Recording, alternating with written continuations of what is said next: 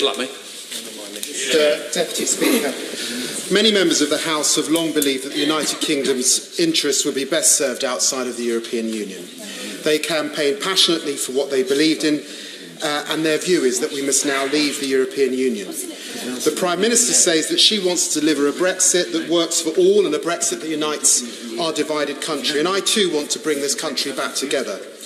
Members right across the House will have experienced just how divided the country has become in the months leading up to last June and in the months since. But we cannot bring the country back together if we pretend that the country has spoken with one united voice. People who voted to leave voted for all sorts of reasons, many of which have absolutely nothing to do with the European Union.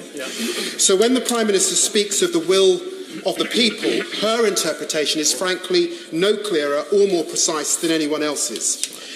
Let's not pretend that the people have spoken, because not all of them have. In fact, only 27% of people of this country voted to leave. 13 million people didn't vote. Another 7 million eligible voters weren't registered. 1 million British expats weren't allowed to vote. 16-year-olds were denied a say, even though it was their futures that were on the ballot paper. Only 2 of the 4 nations that make up the United Kingdom voted to leave, and there was no quadruple lock. There was no two-thirds supermajority, which is common in all other countries making major constitutional change. Even so, we are told that the people have spoken. Look at what we've been allowed to become. In a matter of months, our public discourse has been consumed by vitriol and abuse. Hate crimes rose by 40% in the aftermath of the referendum vote. And we do not yet know what forces will be unleashed upon our departure. Of course I give way. I, like a number of colleagues, and I'm sure himself, have been subject to the most orchestrated abuse I've seen in the last 16 years in this House. And there is a danger that this debate is corrupted by a small minority, would you not agree, feeling that we are the masters now and therefore any dissent is unacceptable. Well, my honourable friend is absolutely right. It's easy to dismiss views with which you disagree if you never actually listen to them at all. If you just dismiss the people who hold them as villains or enemies of the people. But it's in those terms that we're being asked to rubber stamp a blank cheque for the government to deliver the most extreme version of Brexit imaginable. We're being asked to ignore the fact that leaving the European Union will saddle us with a 60 billion divorce bill. We're not going to get tariff-free access to EU customers while rejecting free movement. That is not on the table. We're not going to get a more favourable trading agreement with Europe from outside the single market. That's a paradox. We're not going to come to a full agreement with Europe within 2 years. Believing otherwise completely flies in the face of precedent and all evidence. Exiting without a deal and falling back on the World Trade Organization rules is being talked about as if that's a good option. This is totally wrong. It would be an absolute disaster for this country.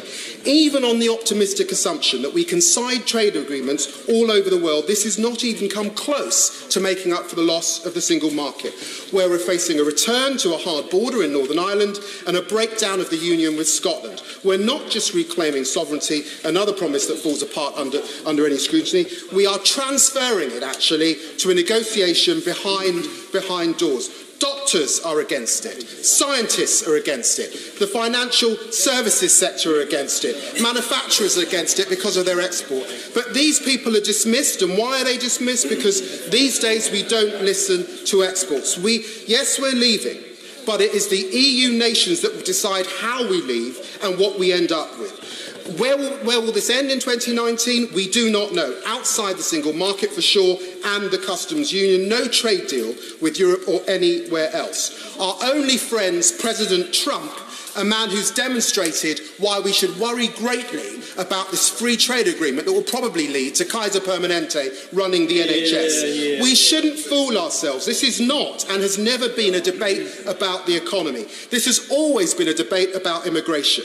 We are staring down the barrel of a hard Brexit because immigration has been prioritised over everything else. Economy, jobs and living standards. Of course I will. Does my honourable friend agree with me that this whole debate debate on immigration has been a completely dishonest one, in that it has failed to recognise that, like all developed ageing economies, we're going to need migration to thrive in the future. And we could stop more than half of the net immigration to this country tomorrow because it's from outside the EU. Hear, hear. Absolutely. We were told during the campaign that by cutting immigration, we would do it without hitting our economy. We were sold the lie that immigrants come here and take more than they contribute. Between 1995 and 2011, European immigrants made a net contribution of 4.4 billion to our public services. In the same period, our native population cost us 591 billion. Our economy can't exist without people coming here to do the jobs that people in the country either don't want or don't have the skills to do. It's almost half a century since a member of this House, in a very different era, made these same warnings of wives unable to obtain hospital beds in childbirth, children unable to obtain school places, and homes and neighbourhoods changed beyond recognition. How far we've fallen when a black British Member of Parliament of African and Caribbean descent has to stand up here quoting Enoch Powell. It is the easy option to blame migrants who come here with skills instead of successive governments, both Conservative and Labour, who have failed to educate our own to compete, failed to build affordable housing, failed to fund our public services, and failed to ensure that the growth is felt outside of London and the South East. A hard Brexit won't deal with any of the long-standing structural problems highlighted by the Brexit vote. It will make these worse. The real tragedy is that Whitehall and Parliament, so consumed with Brexit for the next decade, will have no capacity to deal with these hard-pressing issues. There are members opposite who've been dreaming of a low-tax, low-wage, low-regulation, offshore tax haven for decades, and now they have it in their grasp. They salivate at the thought of us becoming the new Singapore. I'm not going to stand with them. If we let the Prime Minister pursue this reckless course, this Brexit at any cost, we know who will suffer. It will be the poorest, and many of them are in my own constituency. The referendum was not just about votes in the north. 52% of Leave votes lived in the south of England, 59% were middle class, 58% of them voted Conservative in 2015. And I remind that to my own colleagues who are obviously worried about this and are thinking of voting with the government. But let me finish by asking one simple question, once asked by one of our most celebrated parliamentarians. Is it prudent? Is it even possible, however, much we might desire it, to turn our backs on Europe? When Churchill spoke these words, he was talking about appeasement, and he was going very much against the prevailing wind. That is true today. Patriotism requires more than just blind faith. We must remember our history, our values, what we represent and what we stand for. Most of all, we must remember what we stand against. And for all of those reasons, and for the sake of this country that I love, I will be voting against triggering Article 50.